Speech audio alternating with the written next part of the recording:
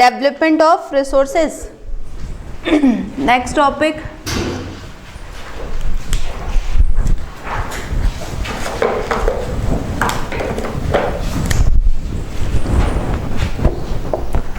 Development of resources.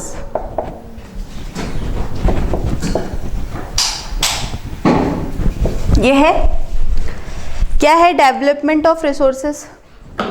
Resources तो पता चल गए, क्या थे रिसोर्सेज?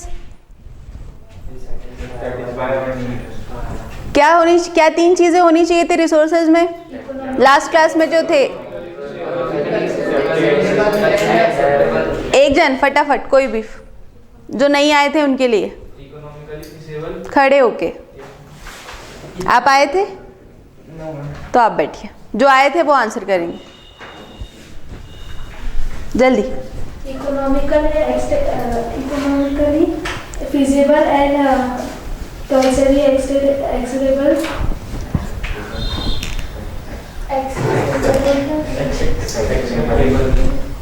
क्या क्या चाहिए रिसोर्सेज में, एक बार बता देती हूँ फटाफट। क्या क्या चाहिए था? टेक्नोलॉजी चाहिए थी बैठो। रिसोर्स तो है पर उसको निकालने के लिए टेक्नोलॉजी होना चाहिए, तभी वो रिसोर्स बन पाएगा, है ना। उसके बाद सेकंड क्या था? कल्चर। सोसाइटी में उसको रिसोर्स समझना भी चाहिए। मैंने एग्जाम्पल दिया था, गोल्ड पड़ा है, कोई उसको गोल्ड समझ में ही नहीं आ रहा किसी को कि वो गोल्ड है या इसकी वैल्यू क्या है, तो क्या वो रिसोर्स बनेगा? नहीं बनेगा। थर्ड पॉइंट क्या था? Economically accessible, feasible, sorry. तो इकोनॉमिकली फिजिबल का क्या मतलब हुआ? मतलब आपने उसको गोल्ड को माइंस में से निकालने के लिए कुछ करोड़ लगा दिए, लेकिन वो निकला कितना? मान लो सिर्फ कुछ थाउजेंड्स का, 50,000 का या 1 लाख का, कितने का भी, जितना इनपुट दिया है उससे कम का निकला, तो क्या वो इकोनॉमिकली फिजिबल हुआ? नहीं हुआ, है ना। मतलब जितना इनपुट दिया है एटलीस्ट उतना तो निकले या उससे ज़्यादा निकले, तो ही वो हम उसको मानेंगे कि वो रिसोर्स है हमारे लिए। करेक्ट? इतना क्लियर है? उसके बाद हमने पढ़ाया था क्लासिफिकेशन। क्लासिफिकेशन जो नहीं आए थे वो लास्ट वीडियो देखो, ठीक है। अब है डेवलपमेंट। अब हमको बोल रहे हैं कि रिसोर्स तो है लेकिन उसको और डेवलप कैसे करें, क्योंकि कुछ तो ऐसे जो वापस से बन सकते हैं लेकिन कुछ ऐसे हैं जो ख़त्म हो रहे हैं धीरे धीरे, है ना, एग्जॉस्ट हो रहे हैं। तो क्या हो रहा है, क्या हो रहा है, क्यों हो रहा है, ये बताना है हमको इसके अंदर। अब क्या कर रहे हैं हम लोग, हमारा सबसे बड़ा प्रॉब्लम ये है अभी के समय कि हम लोग रिसोर्स को कैसे यूज़ कर रहे हैं। क्या सब उतना ही यूज़ कर रहे हैं जितना हमको ज़रूरत है, या वेस्ट कर रहे हैं? कर रहे हैं कुछ चीज़ों को वेस्ट, जैसे वाटर, है ना। कितने लोग ऐसा है जो कहीं पे वाटर खुला मिलता है तो उसको बंद करने चले जाते हैं, या हमें लगता है कि ये हमारी ड्यूटी है।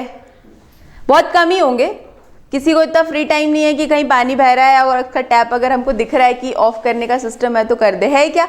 बहुत कम ही लोग कर पाते, करते हैं, है ना। तो अब क्या हो रहा है? इनडिस्क्रिमिनेट यूज़, ये सबसे बड़ा प्रॉब्लम है कि हम उसको इस लेवल पे यूज़ कर रहे हैं कि वो धीरे धीरे ख़त्म हो रहा है। लेकिन करना कैसे चाहिए?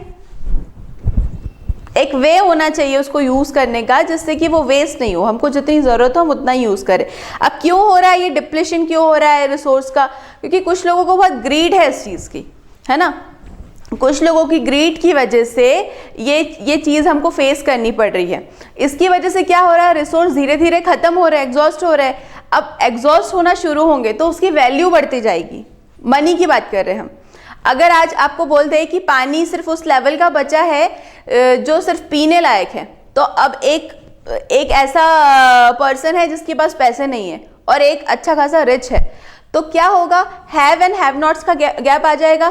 किसी के पास वो चीज़ होगी, किसी के पास नहीं होगी, तो सोसाइटी डिवाइड हो जाएगी दो पार्ट में, एक रिच और पुअर। अब पानी नहीं खरीद पाएगा हर कोई। मैं समझ में आ रहा है मैं क्या बोल रही हूँ?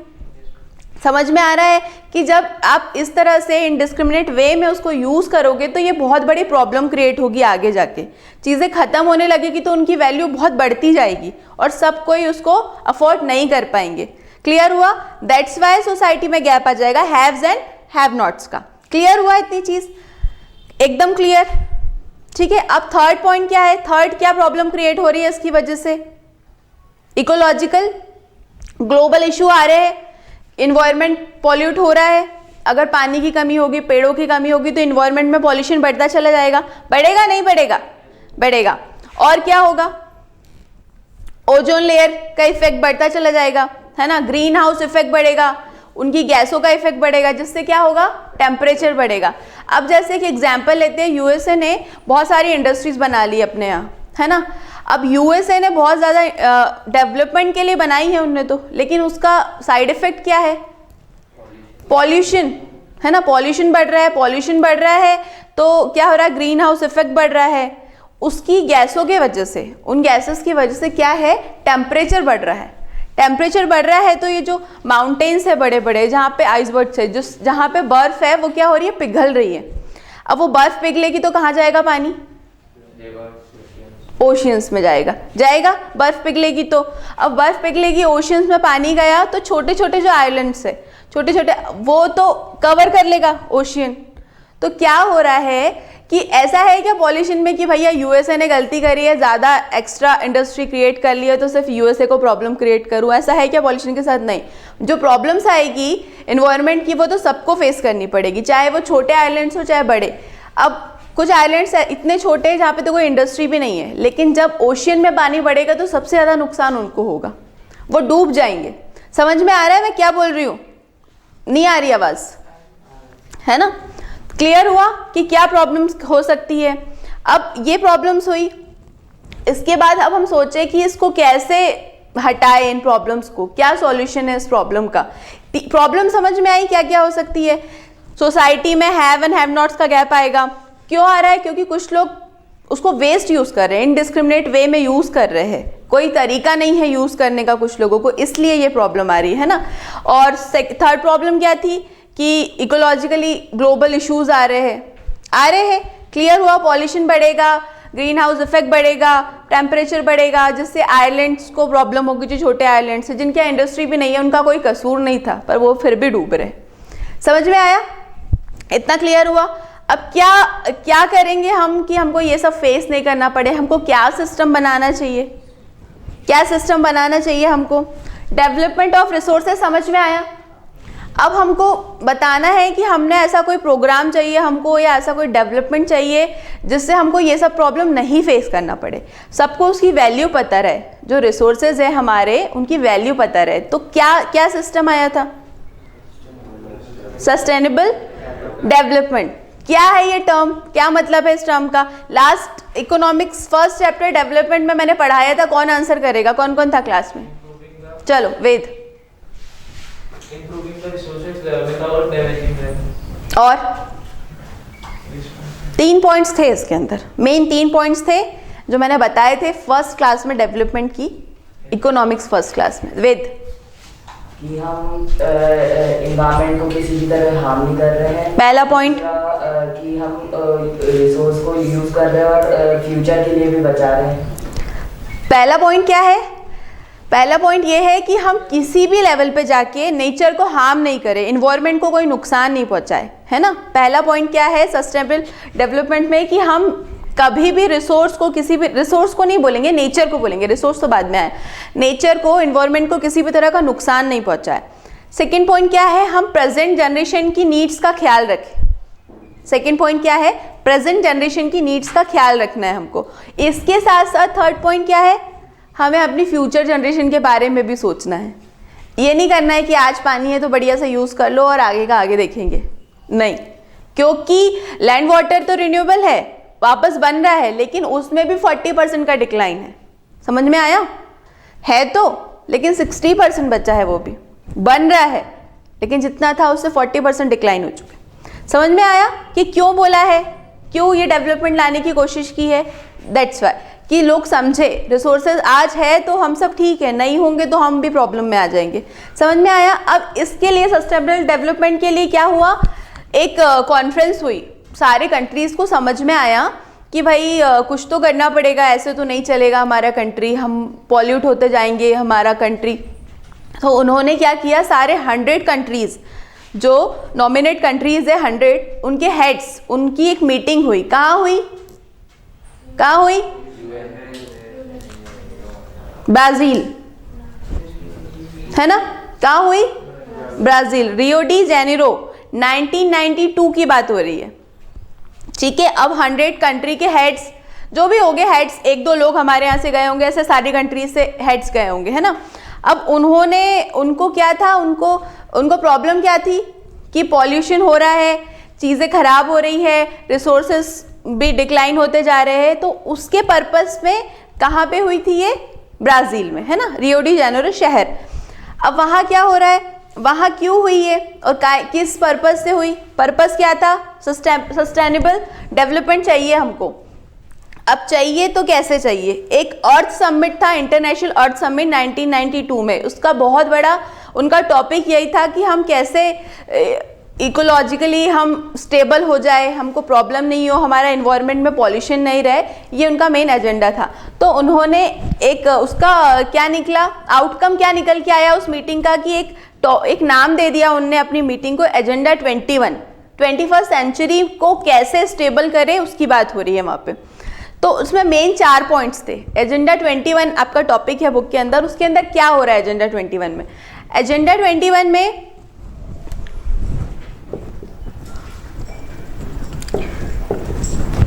इसमें क्या है, 21st सेंचुरी को क्या कर रहे हैं, उसको बेस में लाने की कोशिश कर रहे हैं कि सर ये सब चीज़ें जो बेसिक प्रॉब्लम्स है ये सब हट जाए, ये चाह रहे हैं वो लोग।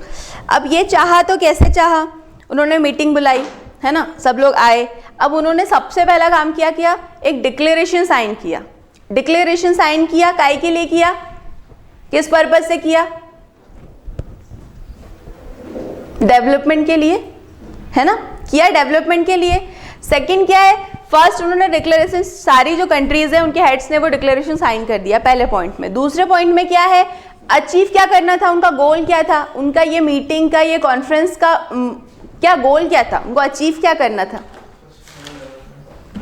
है ना, करना था सस्टेनेबल डेवलपमेंट ग्लोबल लेवल पे करना था। सेकंड पॉइंट क्लियर हुआ कि क्यों मीटिंग बुलाई थी, डिक्लेरेशन साइन हुआ, मीटिंग क्यों बुलाई, एजेंडा क्या था वो क्लियर हुआ। थर्ड में क्या है, थर्ड पॉइंट क्या है, क्या क्या चीज़ों से निपटना है, क्या प्रॉब्लम्स है, प्रॉब्लम्स क्या थी, इन्वायरमेंट पॉल्यूशन, है ना, पहला पॉइंट। दूसरी थी पॉवर्टी, तीसरी थी डिजीज। पॉवर्टी, गरीबी से लड़ना है, सारे देशों में सब एक लेवल के पर्सन तो है नहीं, सिटीजन सब एक तरह के हैं नहीं, तो वो सेकंड क्या पॉइंट था, पॉवर्टी। थर्ड क्या था, डिजीज, जो बड़ी बड़ी गंभीर बीमारियां हो रही है उससे निपटने के बारे में भी चर्चाएं हुई थी। तीन चीजें थी, क्या थी तीन चीजें, किससे निपटना था उनको, first environmental pollution, second poverty, third disease. Clear हुआ? अब तीन चीजें क्लियर हो गई, डिक्लेरेशन साइन हो गया, अचीव क्या करना है वो बता दिया, और प्रॉब्लम्स क्या थी वो बता दी, हुई क्लियर। चौथा पॉइंट क्या है, चौथा पॉइंट था कि हमको लग रहा था भैया बड़े बड़े हेड्स थे, सबने बड़ी जो कंट्रीज थी उन्होंने बता दिया टॉप टू बॉटम कि आपको ये करना है आपकी कंट्री के लिए, है ना, और बढ़िया से लिस्ट बना के दे दी कि पहले ये करो ये करो ये करो, इससे आपकी कंट्री डेवलप हो जाएगी। लेकिन ऐसा नहीं था, उन्होंने तो सिर्फ मीटिंग बुला ली। अब उन्होंने क्या किया, local government should draw it's local agenda, मतलब उन्होंने लोकल गवर्नमेंट्स जो हर कंट्री की गवर्नमेंट है उनको बोल दिया कि आप अपने हिसाब से आइडिया निकालो और अपने हिसाब से अपनी कंट्री को देखो कि वो कैसे सस्टेनेबल डेवलप हो जाएगी। समझ में आया? उन्होंने कोई उनको क्वेरी नहीं दी कि ऐसा ऐसा करना है आपको जाके, बस उन्होंने मीटिंग बुलाई और उनको कह दिया कि आप देखो और आपकी कंट्री देखो। समझ में आया? उनको खुद बोला कि आप खुद अपने से आइडियाज़ निकालो, अपने जो लोकल गवर्नमेंट्स है अपनी अपनी कंट्री को बोल दिया। क्लियर हुआ कि एजेंडा 21 के अंदर क्या था, चार ही चीज़ें थी। क्या क्या थी चार चीज़ें? पहला, डिक्लेरेशन साइन हुआ सारी कंट्री का। दूसरा, अचीव क्या करना है वो बताया। तीसरा, प्रॉब्लम्स क्या थी वो बताई। और चौथा था कि लोकल गवर्नमेंट्स को काम दे दिया कि अपने लेवल पे करो, हम कुछ नहीं बताएंगे आपको। समझ में आया एजेंडा 21 के अंदर क्या था? एकदम क्लियर। चलो नेक्स्ट टॉपिक क्या है, रिसोर्स प्लानिंग। रिसोर्स प्लानिंग क्या है भैया? रिसोर्स प्लानिंग समझ में आ रहा है कि नहीं? रिसोर्स प्लानिंग फटाफट क्या हो सकता है, रिसोर्स को कैसे प्लान कर सकते हैं, क्यों करना है, कोई बता पाएगा? सॉरी, नहीं, रिसोर्स प्लानिंग में इसमें कुछ और टॉपिक्स है। रिसोर्स प्लानिंग में बात नहीं, रिसोर्स प्लानिंग में क्या है, क्यों ज़रूरत है, वाई वी नीड, हमें ज़रूरत ही क्यों है रिसोर्स प्लानिंग की? We are using it in very much amount, तो हम इससे अपन उसको रिड्यूस कर सकते हैं। रिसोर्स प्लानिंग में नहीं, रिसोर्स प्लानिंग का मीनिंग इस टॉपिक में ये है कि हमारे जो रिसोर्सेज है वो अनइवन और अनइक्वली डिवाइडेड है। कैसे? जैसे हमारी कंट्री बहुत बड़ी है, इंडिया बहुत स्टेट्स में देखते हैं हम, अलग अलग स्टेट्स में अलग अलग रिसोर्सेज है। जैसे हमारे पास, हम एमपी की बात करते हैं, हमारे पास कोल है ना, कुछ मिनरल्स भी है, हमारे साथ साथ झारखंड में भी मिनरल्स है, कोल्स है, लेकिन क्या सारे जो स्टेट्स हैं उनके पास ये है क्या? नहीं। जैसे हम वाटर की बात करते हैं, पंजाब हो गया, हरियाणा हो गया, यहाँ पे वाटर बहुत है, लेकिन राजस्थान और गुजरात में सेम चीज़ है क्या? वाटर रिसोर्स उतना है क्या? उतनी अवेलेबिलिटी है क्या? नहीं है। तो क्या हो रहा है, इसीलिए हमको रिसोर्स प्लानिंग की ज़रूरत है, क्योंकि हमारे पास रिसोर्स तो है हमारी कंट्री के पास, लेकिन कैसे है? अनइक्वली डिवाइडेड है ना। किसी स्टेट में आ गए, किसी स्टेट में बिल्कुल ही नहीं है, किसी स्टेट में बिल्कुल पानी ही पानी है और किसी स्टेट में बिल्कुल ही सूखा है। जैसे राजस्थान नहीं है वहाँ पे पानी, गुजरात वहाँ पे भी बहुत कमी है पानी की, लेकिन पंजाब, हरियाणा, अरुणाचल प्रदेश यहाँ पे बहुत पानी है। तो समझ में आ रहा है कि रिसोर्स प्लानिंग की ज़रूरत क्यों पड़ी? आया? अब समझ में आया टॉपिक का मतलब क्या है? रिसोर्स को प्लान करना है। क्यों करना है? क्योंकि बहुत अनइक्वली डिवाइडेड है हमारी कंट्री के अंदर। समझ में आया क्या बोल रही हूँ मैं? एकदम क्लियर। चलो, इतना हुआ। अब क्या हो रहा है, अब ये तो आपने बता दिया कि भैया रिसोर्स प्लान करना है, क्यों करना है ये भी पता चल गया आपको, लेकिन कैसे करना है? रिसोर्स प्लान करना है, क्यों करना है ये भी पता है, अब कैसे करना है इसके बारे में बात 3 स्टेप्स में होगा। पहला स्टेप क्या है? आइडेंटिफाइंग। पहले क्या करेंगे हम? पहले हम देखेंगे भाई जाके कि कहाँ क्या रिसोर्स है। पहले हमको पता तो होना चाहिए कि कहाँ रिसोर्स, कौन सा रिसोर्स ज़्यादा है, कहाँ कम है, तब तो हम इक्वली डिवाइड करना चाहेंगे उसको। करेक्ट? अब आपको पता चल गया कि वाटर पंजाब, हरियाणा, अरुणाचल प्रदेश में वाटर है, तो आप वहाँ वाटर नहीं देना चाहोगे, रिसोर्स एज अ रिसोर्स वहाँ वाटर तो नहीं देना चाहोगे। हमारे यहाँ कोल है तो हम अपना कोल किसी को देना चाहेंगे, ना कि उनसे लेना चाहेंगे। क्लियर हुआ? अब क्या हुआ, पहला हम देखते हैं कि सारे स्टेट में क्या क्या रिसोर्स है और क्या क्या नहीं है। इसके बारे में हम एक छोटा सा लिस्ट या बना लेंगे, अपने अपने हिसाब से सेटअप कर लेंगे कि ऐसा ऐसा है। सेकंड पॉइंट में क्या आएगा, 3 स्टेप्स है इसकी। सेकंड पॉइंट में क्या आएगा, सेकंड पॉइंट में आएगा कि कैसे हम एक स्टेट से दूसरे स्टेट तक कुछ प्लानिंग करके कि ये वाला रिसोर्स इस स्टेट में नहीं है तो यहाँ पे हम पहुँचा दें।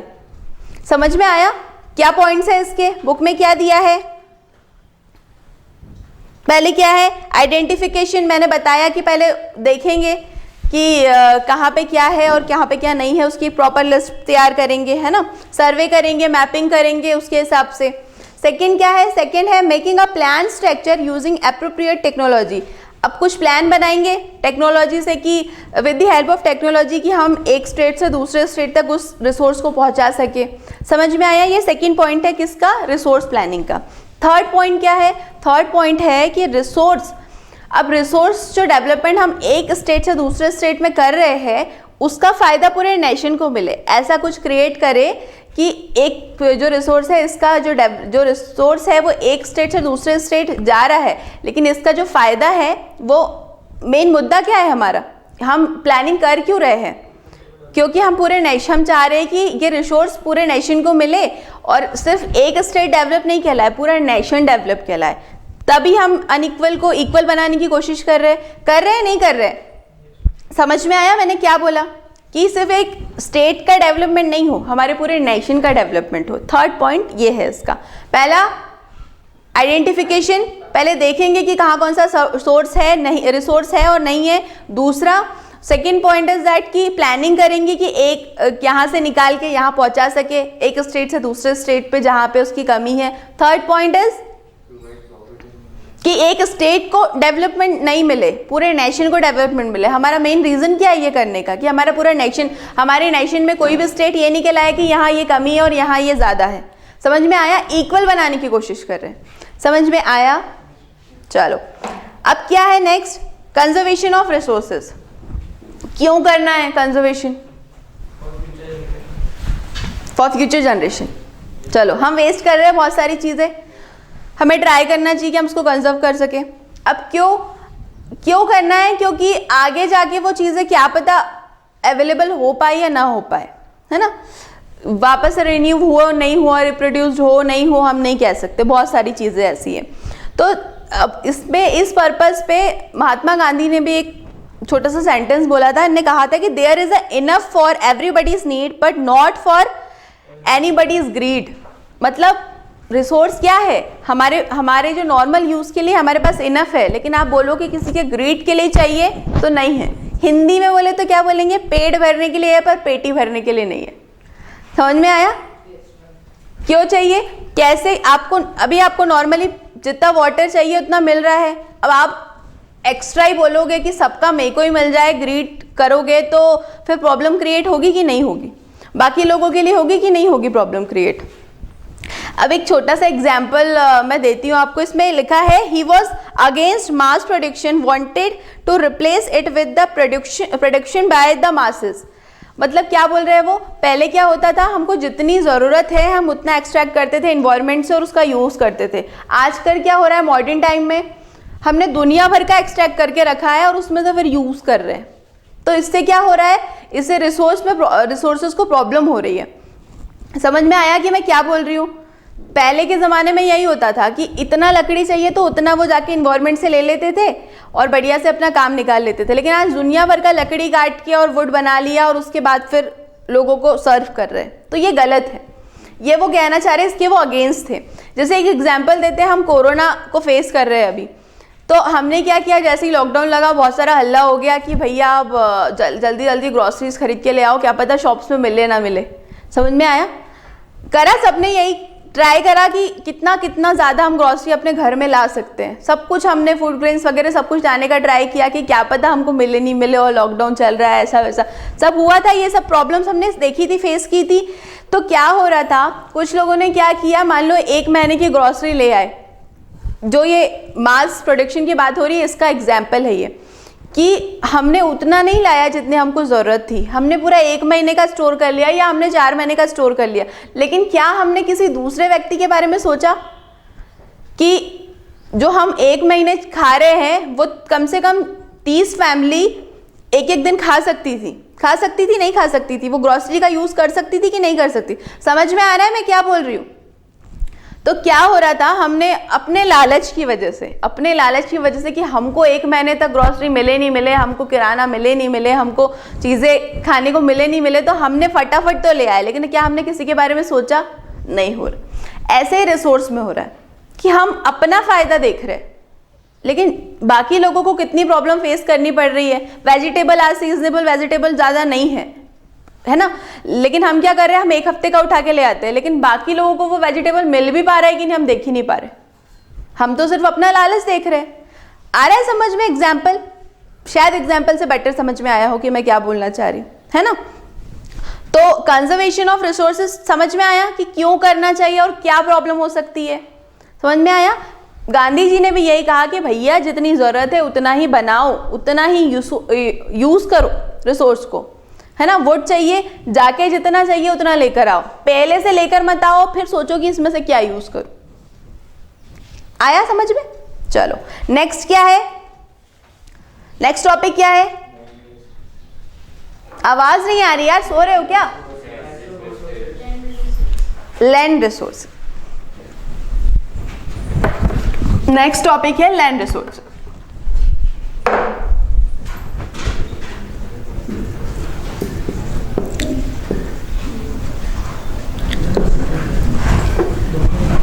लैंड रिसोर्स क्या यूज है? लैंड रिसोर्स का यूज बताओ, क्यों इंपॉर्टेंट है ये बताओ। रहने के लिए। अच्छा, लैंड रिसोर्सेज सबसे बड़ा और सबसे इंपॉर्टेंट रिसोर्स है हमारे लिए। अगर लैंड नहीं होगा तो क्या कुछ भी पॉसिबल है? कुछ भी नहीं। फॉरेस्ट कहाँ पर है? लैंड पे। जमीन ही नहीं होगी तो कहाँ पेड़ लगाओगे? घर, अगर लैंड नहीं होगा तो हम अपना घर बिल्ड कर पाएंगे क्या? नहीं। इतनी बड़ी बड़ी फैक्ट्रीज बनी है, इतनी इंडस्ट्रीज बनी है, तो किस पे बनी है? लैंड। तो सबसे इंपॉर्टेंट और सबसे बड़ा अगर रिसोर्स हमारे पास कुछ है तो लैंड, वही होगा, उसके बाद ही कोई रिसोर्स है नेक्स्ट, है ना।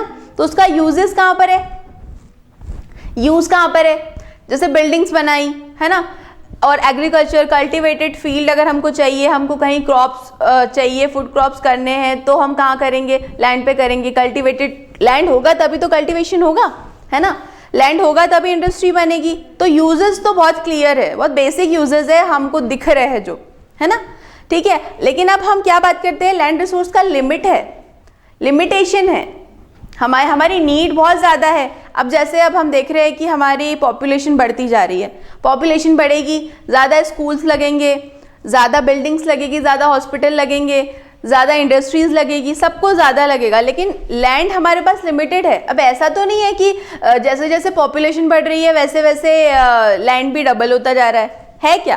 कहीं देखा है क्या लैंड डबल हो रहा है? यहाँ 2 बच्चे पैदा हो गए तो इधर की 2 हेक्टेयर ज़मीन बढ़ गई, ऐसा होता है क्या? नहीं होता।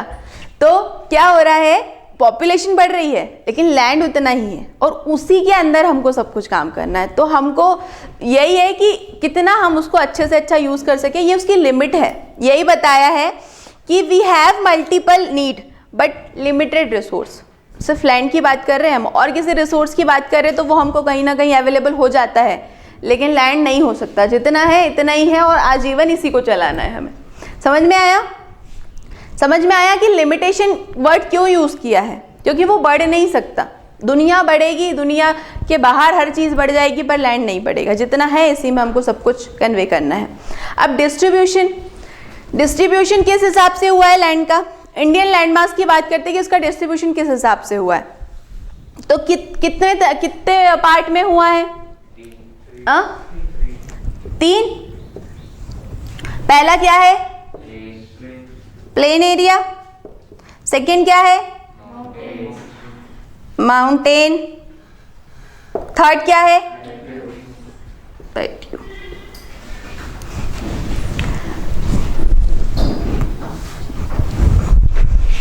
अब कितना है? 100% हमारा लैंड मास की बात करते हैं, उसमें से प्लेन एरिया तो सिंपल है, जहाँ पे हम रह रहे हैं, है ना। बेस कितना परसेंट है ये? 43%। 100% में से 43% तो हमारे इंडिया में प्लेन एरिया है। सेकंड क्या है? माउंटेन। माउंटेन कितना है? 30%। माउंटेन पता है, जिसका पीक पॉइंट हो, दैट इज माउंटेन। प्लेट्यू क्या होते हैं? प्लेट्यू कोई बताना चाहेगा?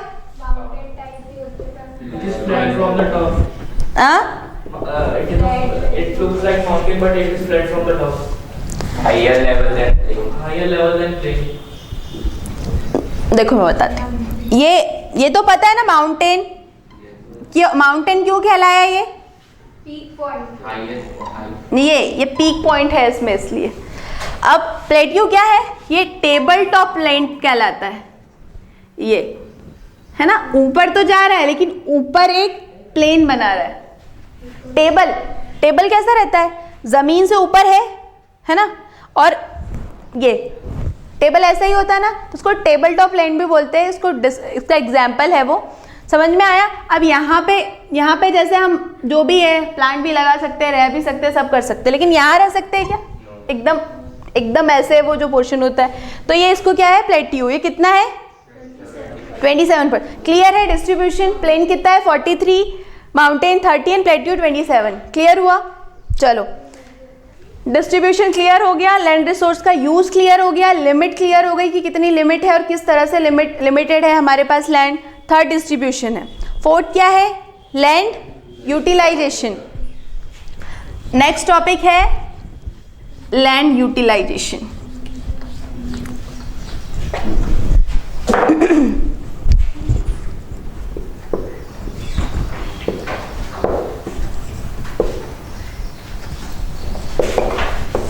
लैंड यूटिलाइजेशन, अब क्या बताना है कि कहाँ लैंड यूज हुआ है। यूटिलाइजेशन में क्या बताना है कि कहाँ लैंड का यूज हुआ है। अब फर्स्ट क्या है? फॉरेस्ट। पहला पॉइंट क्या है? फॉरेस्ट। लैंड कहाँ यूटिलाइज हुआ है? फॉरेस्ट में। सेकेंड पॉइंट क्या है? लैंड पहला है फॉरेस्ट, सेकंड क्या है, land not available for cultivation, land not available for cultivation. अब इसके दो पॉइंट है, इसमें दो सब सेक्शन है। कैसे? पहला तो हो गया फॉरेस्ट, दूसरा हो गया land not available for cultivation. अब क्यों नहीं है कल्टीवेशन के लिए यूज, क्यों वहां पे फार्मिंग नहीं हो रही? तो दो सब सेक्शन है। पहला क्या है, या तो वो लैंड बैरन ऑफ वेस्टलैंड होगा, मतलब बैरन मतलब बंजर, जहां पे खेती नहीं हो सकती, या तो वो लैंड खराब हो चुका है, इसीलिए वो कल्टीवेशन के लिए यूज नहीं हो रहा है। पहला समझ में आया सब सेक्शन क्या है। दूसरा क्या है, land put to not agriculture use. अब कुछ क्या है, जैसे हम जहाँ रह रहे हैं, हमारा जहाँ घर है, वहाँ मान लो आज से 10 साल पहले या 20 साल पहले वहाँ पे फार्मिंग होती होगी, पर आज क्यों नहीं हो सकती? क्योंकि हमारा घर बन गया है। अगर रोड बन गई है तो वहाँ पे अब खेती हो सकती है क्या? नहीं हो सकती। क्यों नहीं हो सकती? क्योंकि रोड बन गई है। अब उसको कैसे हटाएंगे और क्या खेती करेंगे? कुछ चीज़ें इनबिल्ट हो गई है कि अब वो नहीं हटने वाली और वहाँ पे खेती नहीं हो सकती। तो दो सब सेक्शन क्या है, land not available for cultivation, पहला है बैरन एंड वेस्टलैंड, दूसरा है जो चीज़ें जो लैंड यूज हो गई है फॉर बिल्डिंग्स, रोड, हाउस, जिस भी चीज़ के लिए, जो भी उसमें वहाँ पे कुछ भी बन गया, इंडस्ट्री बन गई, कुछ भी, अब वो यूज़ नहीं हो सकती, इसीलिए वो भी इस वाले टॉपिक में आ गई। थर्ड क्या है, अदर अनकल्टिवेटेड लैंड। थर्ड क्या है, अदर अनकल्ट, इसके अलावा भी कुछ लैंड ऐसा है जहाँ पे खेती नहीं हो सकती है, जहाँ पे फार्मिंग नहीं हो सकती। वो क्या है, पहला permanent pasture and grazing land. कुछ एरिया ऐसा है, कुछ लैंड ऐसा है जो परमानेंटली उसको काय में यूज़ करते हैं, जो एनिमल्स है उनके ग्रेजिंग के लिए, उनको वहाँ पे भेजते हैं चराई करने के लिए, ग्रेजिंग के लिए, है ना। तो वो वाला लैंड भी हमको, आज हम उसमें खेती नहीं कर सकते। समझ में आ रहा है मैं क्या बोल रही हूँ? मैं वापस पूछने वाली हूँ, इसलिए ध्यान यही होना चाहिए। सिर्फ मेरे से बात होनी चाहिए, आपस में नहीं होनी चाहिए, बेटर होगा सबके लिए, है ना।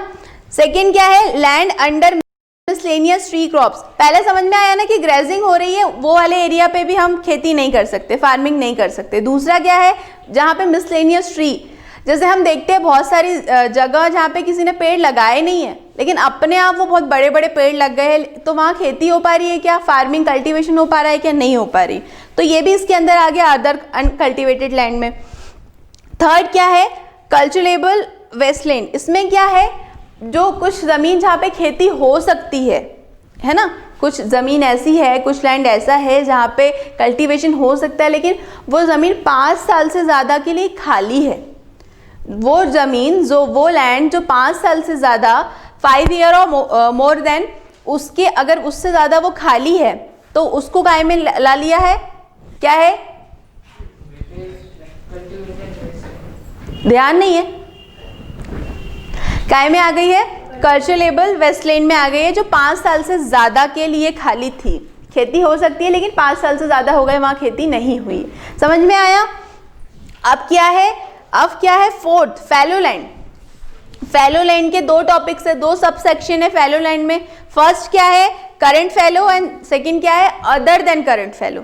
तो करंट फैलो क्या है, ध्यान इधर, करंट फैलो क्या है, करंट फैलो में 1 साल या उससे कम के लिए अगर कोई लैंड को हमने खाली छोड़ा है, कुछ नहीं हो रहा वहाँ पे, है ना, 1 साल हो गई या उससे कम, minimum 1 year, sorry maximum 1 year, 1 साल या उससे कम के लिए कुछ हमने कुछ लैंड को खाली छोड़ा है, तो वो काय में आएगा, करंट फैलो में आएगा। वो उसका जो अगर क्लासिफाई होगा तो वो किधर होगा, करंट फैलो में।